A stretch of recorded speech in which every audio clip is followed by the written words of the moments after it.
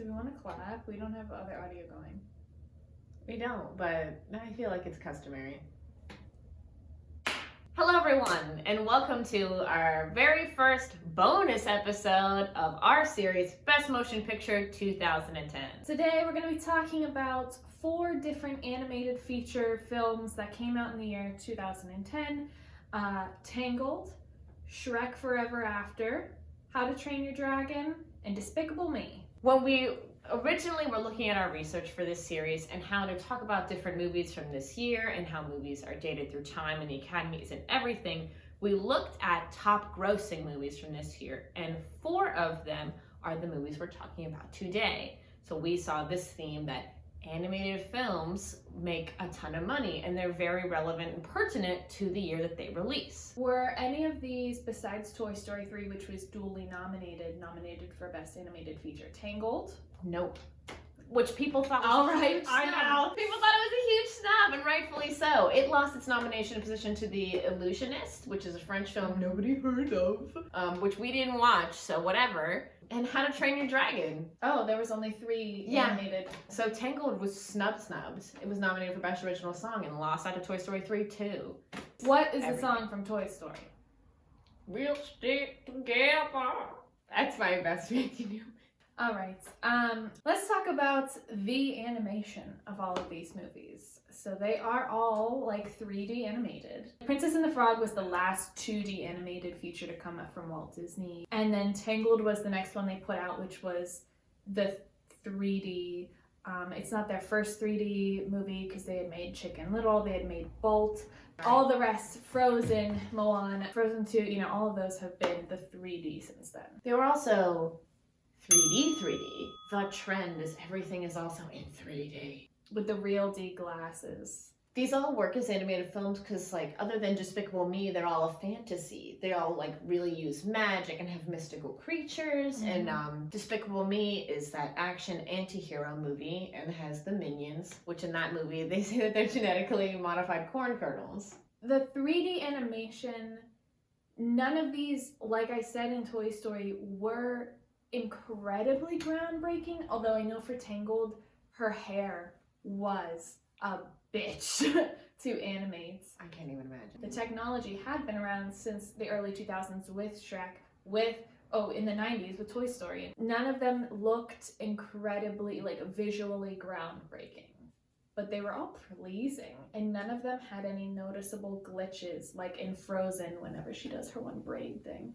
But I think there is a difference, kind of, in the quality between the skin in Tangled and the skin in How to Train Your Dragon, Despicable Me, and Shrek. In How to Train Your Dragon, they are so much more clay-like. And maybe that's artistic style, and maybe that is the amount of time and effort that they did. Tangled was the most expensive Disney movie made at that point, with a budget of $260 million.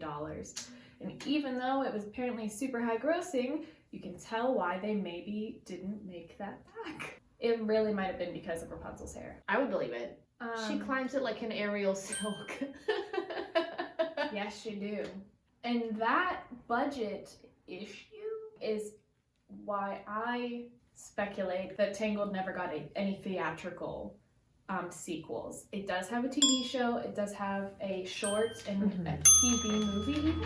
Yes. Despicable Me has had 2 sequels plus a Minions movie spinoff. Despicable Me has had 5 films total in its franchise. 1 is releasing this year, and there's also 1 televised special. Despicable Me, Despicable 2, Despicable Me 3. The Minions movie, there's about to be another Minions film, like Minions Fully Loaded. Despicable Me is almost has as many as Shrek. Oh, well, because Shrek has so many specials and other things. Oh, I'm wrong. How to Train Your Dragon, I think, has the most. Well, Shrek has 4 films, plus I don't know how many specials, and there is a rumored 5th Shrek film that's in development, but there hasn't really been an update in a while. Mm-hmm. How to Train Your Dragon has how many? There's 3 full films, 5 shorts, and a television series. And I think there might be a second television series. I can't remember which one I read that about, but I think it's How to Train Your Dragon. I must admit that this was my first time watching How to Train Your Dragon. I always thought like Toothless was like, yeah, it's a cute dragon. I love Toothless. I would die for Toothless. I want a black cat so bad named Toothless. Yeah, How to Train Your Dragon I think has the most. And what I would like to say on this, like these things became franchises stuff. I would like to argue Shrek as a 3D animated film in 2000 brought forth a lot more 3D animation because it was like, you know, super f***ing smash hit success. These things that same year, I feel like it's a little like pass off. Well, especially DreamWorks to How to Train Your Dragon, Shrek to How to Train Your Dragon, same studio. But then these things all did become their own sort of franchises and become these new big things. And they've shown that like they weren't just big movies that we never hear about again, like Academy Award nominee The Illusionist. Yes, that's an art piece, but like these stayed important over time. Maybe we really didn't need Minions 2, which hasn't even come out yet. I think it shows that there's still relevancy in these stories. There's still things kids and families want to connect to with this. Hiccup is literally a disabled boy who's a great inventor. That's amazing for that visibility to be out there. And like, yes, fully agree. He's also like sensitive. You know, he couldn't bring himself to kill a dragon. Showing that kind of vulnerability is also very important. That, you know, not everyone has to be rough nut and tough nut. I'd also argue that like Rapunzel herself is an incredible female heroine. She shows that she likes to read. She shows that she can think for herself. She wants to discover new things. She's not complacent with just accepting what's around her. I love Rapunzel like a lot. Her situation is like kind of truly abuse. You know, she's being held captive. Kind of. I didn't want to, I don't She know. falls in love with the only man she's ever laid eyes on. But she f***ing dunked him over the head a million times before. Oh, it's very complicated. But she like still doesn't want to upset Mother Gothel. Like she thinks she's her mom until the end. I gotta get off this train of thought. I feel like those two are very important, like protagonists. Yes. Whereas like, yes, Gru goes from a villain to a dad. Great Gru voice. Teaching others by just being yourself, teaching others to be more compassionate or better, all around better people. Like Rapunzel changes Flynn to not be a thief anymore, like shows him the light, kind of pun intended. And yeah, Hiccup being himself and not succumbing to like the pressure of his dad. Dad said, "F you, pussy, get." Gerard Butler looked Jay Baruchel in the eyes and said, "F you, pussy." Not to like hard transition when we were on that topic, but like I think the only voice casting that makes sense at all in that movie is Gerard Butler and Craig Ferguson, who are not Scottish. They're Irish. And it takes place in Scotland. Well, they're Vikings, first of all. I think Hiccup says at some point that they were like a tribe that moved. Because something he said at the end, I was like, oh, maybe that made sense and I missed it. But it doesn't matter that everyone else is American. Right. I didn't hear it if he did say that. Craig Ferguson, on his Twitter profile, it's the blue with the white X, not Ireland's flag. He might be Scottish. But Gerard Butler... Think that? I'm trying to think in his voice. I think he is. I don't know what to tell you. He might be Scottish. Okay. That's Scottish. That's not yeah. All right. Irish. But Gerard... he must be Irish. P.S. I love you. Is Gerard Butler Scottish or Irish? Here's what I found from Wikipedia. He's Scottish, bitch! Oh my god! Okay. Thanks, Siri. So they really are the only ones that make sense to be in those roles. But everyone else in the movie is American, and like Vikings, if anything, they should have Nordic accents, like Kingadingadurgan, you know? You pulled out Leif Erikson from nothing. He's always on my mind. One thing we really wanted to talk about with these movies is how, with the exception of maybe Tangled, these voice casts date these movies because they're not voice actors. Yeah, they were popular celebrities at the time that would draw the crowds, draw interest, which we still see this in not just animated films, but like tons of films today. Comedy films for certain. Yeah, like people that name recognizability. So for Tangled, you were telling me that they did more of like a classic audition type process. From the research I found, it looked like they really wanted to have Broadway actors in these roles. Rapunzel was originally Kristen Chenoweth, and Flynn Rider was originally Dan Fogler.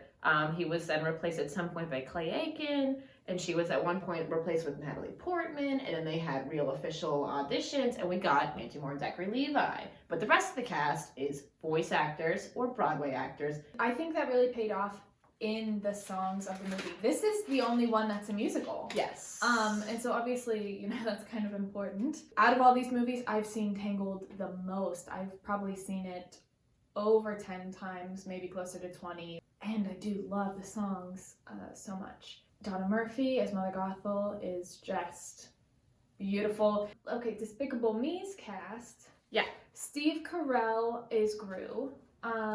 Jason Segel, Russell Brand, Julie Andrews is timeless, and I'm not going off on her. Will Arnett, Kristen Wiig, and Miranda Cosgrove.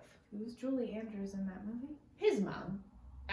Tell me when you make this. Completely. Because this movie, they didn't cast voice actors, but they made them do voices. Why is Jason Segel doing that voice? The only one that's not really doing a voice is Miranda Cosgrove. Everyone else, why was Russell Brand Dr. Nefario? He was big at the time, and that makes sense, but like, he doesn't sound like himself at all. No. Why wouldn't you cast him a voice actor? I can't believe Julie Andrews was in 2 of these movies then. Yes, she LOL. was. They did make them put on voices, which is like fine, good, funny. How to Train Your Dragon. Yeah. Jay Baruchel. Oh, we were talking about this before with Craig and Gerard's Butler. accents. Yeah. Kristen Wiig. Christopher Mintz-Plasse, Jonah Hill, T.J. Miller, and America Ferrera.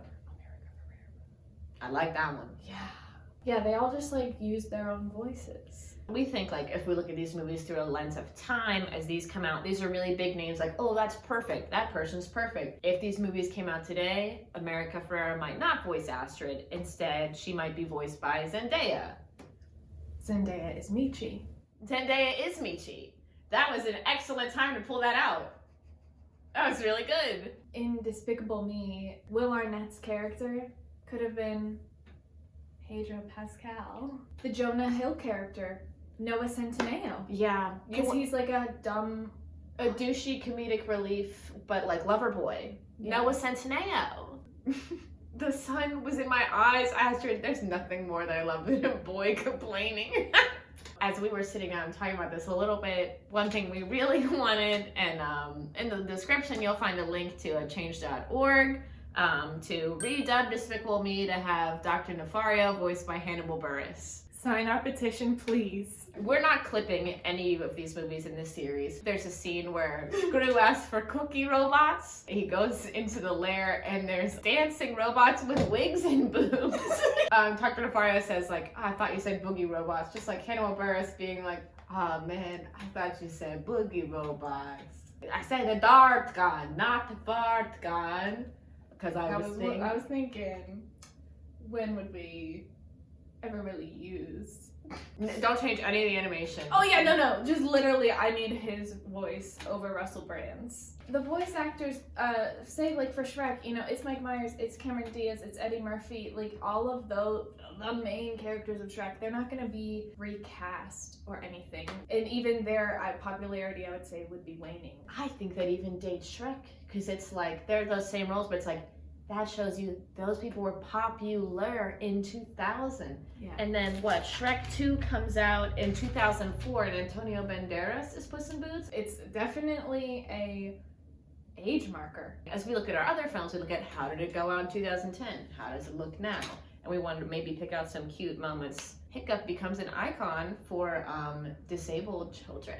Something that may not have aged so well now in Shrek Forever After, Rumpelstiltskin looks so much like Shane Dawson. And apparently people thought that back then too, but like, I don't want to say he made my skin crawl, but I did not look at him when he was on screen. Eugene is 26 and Rapunzel is 18, and he is literally the first man she's ever seen. He's supposed to be 26? He's supposed to be 26.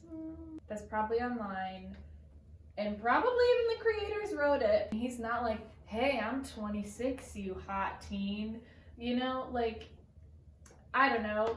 To me, he could be less than that age. She definitely is 18, and like she talks about her 18th birthday. The little narration at the end is like, and after asking and asking and asking, I finally said yes, because he's a smug bitch. And she goes, Eugene! What's the last one? The last thing was looking at cool thing with Despicable Me. This is the first film by Illumination Studios, which is a French studio, which is kind of cool. And it's like a cute anti-hero movie for kids, which I like. And it was also like Megamind came out that year, and it's a cult hit. It was like a huge flop. At the time, they were very comparable. Minions are inescapable. Yeah, and it's not even the kids like them. Yeah, it's the Facebook moms. I literally saw a Minions meme today. What was it? I'll pull it up because I remembered who posted it. Hurt me and you're gonna feel pain. Hurt my best friend and you're going to need an ambulance. Hurt my family, I'm gonna need a shovel. That's like peak Minion meme. Oh, the text all over the screen. And it's like a little bit like, oh, and pixelated and bad Yeah. quality. That's peak. it's like, That's how these movies change through time. That speaks for itself. it's from a page that's like if you love Minions. Now we have to dive into Check the link in the description. Check the link in the description. Ah!